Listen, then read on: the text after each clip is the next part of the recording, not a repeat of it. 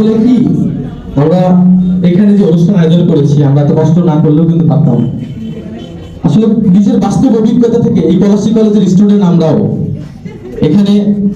Admission passing করেছি, কিন্তু দুর্ভাগ্যবশত বা আমাদের হেলানোর কারণে আমাদের চান্স হয়নি। কিন্তু কেন হয়নি এই বিষয়গুলো জানানোর জন্য আপনাদেরকে এই আয়োজন করা, তাছাড়া অন্য কোনো আমাদের কোনো উদ্দেশ্য নাই।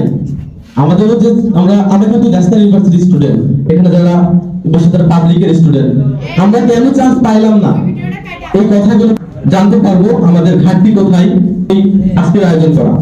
তোমরা এখানে লেখাপড়া করতে এসেছো কিছু একটা করার জন্য, ভবিষ্যতে একটা জীবন গড়ার জন্য, কিন্তু আগে থাকতে তোমরা যদি এই ভবিষ্যতে কি হবে এই উদ্দেশ্য যদি না থাকে তাহলে তোমাদের পড়াশোনা করার কোনো অর্থ হয় না।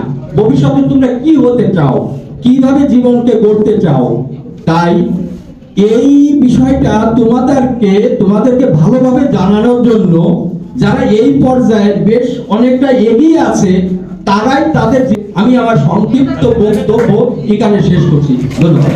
বিসমিল্লাহির রহমানির রহিম। প্রিয় ছাত্রছাত্রী,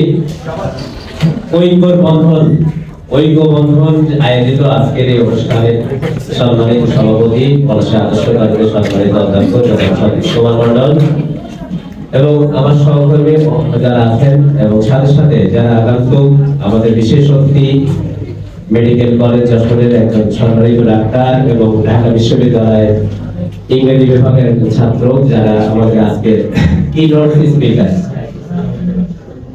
আমরা যে অত্যন্ত প্রদর্শন নিয়ে আসে আমাদের সামনে, আমার মনে হয় আমরা জীবন সম্পর্কে অনেক কিছু জানতে পারবো।